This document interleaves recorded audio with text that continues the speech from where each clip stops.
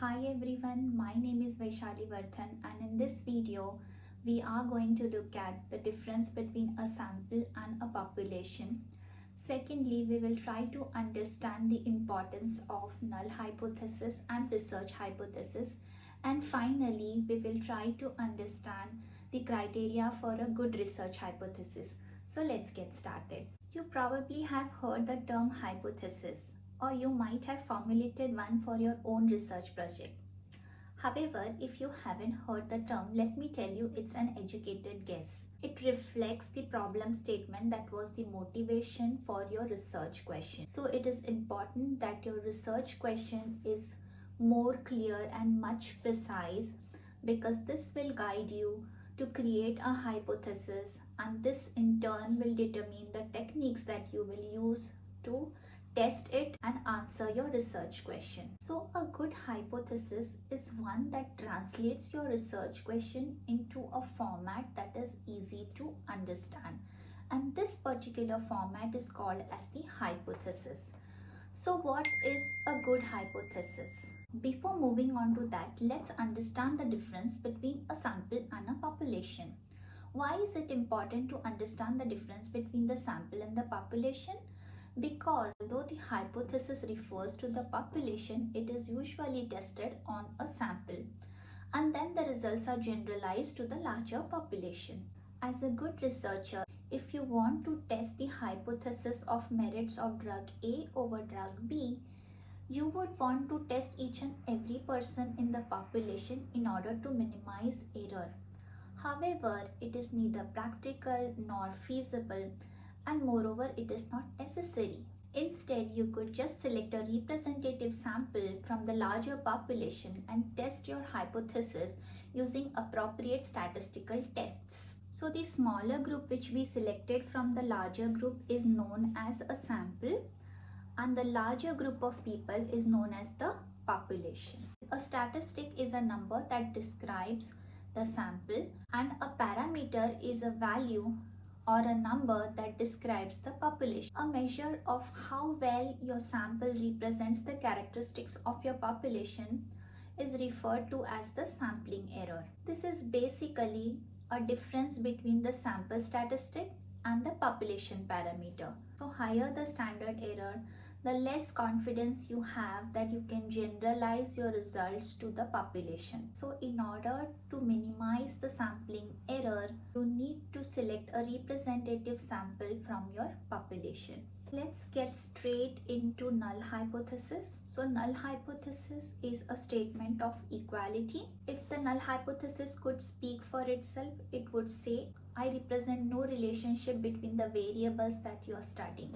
Let's look at an example to understand the purpose of a null hypothesis. So a study investigates the average score of 9th graders and 12th graders on a personality test. So the null hypothesis here is that there is no difference between the average scores on a personality test between the 9th graders and the 12th graders. So from this example, we understand that the null hypothesis is a statement that says that two things equal. So null hypothesis acts as a starting point because it is accepted as true, given no information about the variables that we are studying. So the best option is to assume that the two variables are equal at baseline, so that we do not have bias towards one of the two variables. Moving ahead, if you find that there are differences, you could say that the differences are due to chance, or the differences are a result of an error. Let's look at an example to understand this better.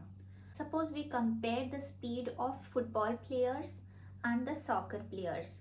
There could be some factors which could lead to differences in the speed, such as additional training or strong build. But suppose there are differences in measuring the speed due to faulty techniques, such as faulty stopwatch, then we might say that these differences are due to errors, or these differences are due to chance and not due to the factors that we were studying. Secondly, null hypothesis provides a benchmark against which the observed outcomes can be compared to see if the differences are due to factors other than chance or due to factors we are studying.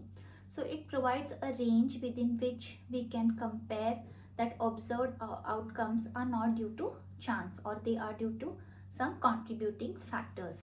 A research hypothesis is a statement of inequality. Let's look at our previous example. In that, if we look at the research hypothesis, it would state that there is a difference between the average scores of 12th graders and 9th graders on a personality test. So in this, the alternative hypothesis or the research hypothesis says there is a difference between the two things. Now this statement can take two forms. One is unidirectional or one-tailed hypothesis, and another is non-directional or two-tailed hypothesis. Let's first look at what is the two-tailed hypothesis or non-directional hypothesis. So our example that there is no difference between the average scores of 9th graders and 12th graders is an example of two-tailed hypothesis or non-directional hypothesis. Why?